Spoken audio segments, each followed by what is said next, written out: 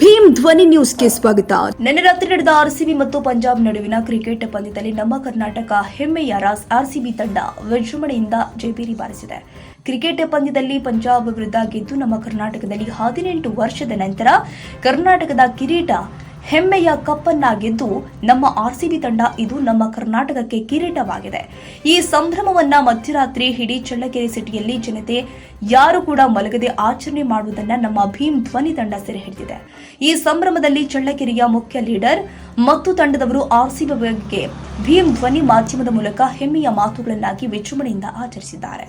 G Ashwath, Tumakuru.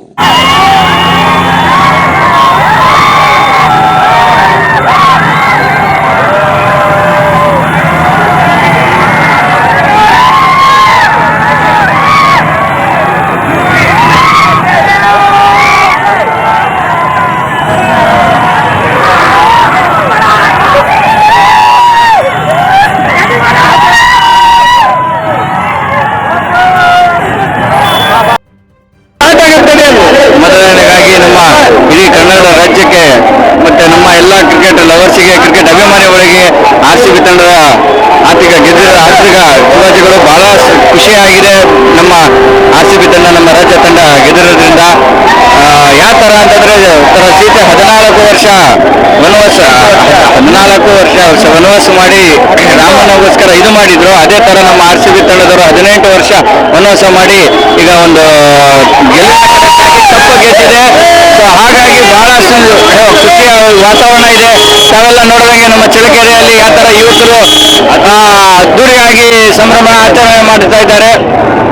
ಇಡೀ ನಮ್ಮ ಚಳ್ಳಕೆರೆ ನಗರ ಯಾರು ಜನತೆ ನಿದ್ದೆ ಮಾಡದಲ್ಲೇ ಆಚರಣೆ, ಎಲ್ಲ ಯುವಕರು ಆಚರಣೆ ಮಾಡ್ತಾ ಇದ್ದಾರೆ. ಇದೊಂದು ಸೆಲೆಬ್ರೇಷನ್, ಒಂದು ಗೆಲುವಿನ ಸಂದರ್ಭದಲ್ಲಿ.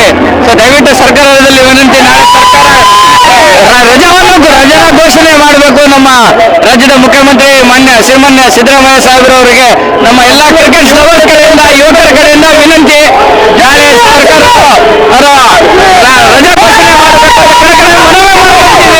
ಜೈ ಆರ್ಸಿಬಿ, ಜೈ ಕರ್ನಾಟಕ, ಜೈ ಆರ್ಸಿಬಿ, ಜೈ ಕನ್ನಡ, ಜೈ ಕರ್ನಾಟಕ. ನಮಸ್ಕಾರ, ಚಳ್ಳಕೆರೆ ಬೆಳ್ಳೂರು ಬಸವ ಅಂತ. ಅಣ್ಣ, ಈ ಸಲ ಹೊಡೆದಿರೋ ಕಪ್ಪು ನಾವು ಸಾಯ ತೋಟನ ನೆನೆಸ್ಕೋಣ ಅಂತ ಕಪ್ಪಿದು. ಶಾಂತಿ, ನಾವು ಸಹಾಯ ತಕಾನ ಹುಡ್ತಾಗಿಂದ ಸಹಾಯ ತಕಾನ ಈ ಕಪ್ನ ಏನೇನೆಲ್ಲ ನೋಡಿದ್ದೀವಿ.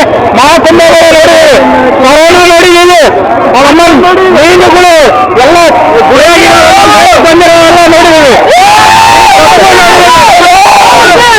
ಈ ಕಪ್ಪು ನಮ್ ತಲೆ, ಈ ಕಪ್ಪು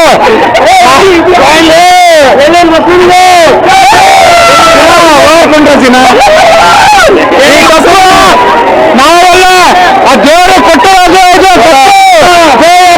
ಮ್ಯಾಚ್ ಗೆದ್ದಿರೋದು ನಾವು 189 ಅಮ್ಮ ಎಂತ ಮ್ಯಾಚ್ ಗೆದ್ದಿರೋದು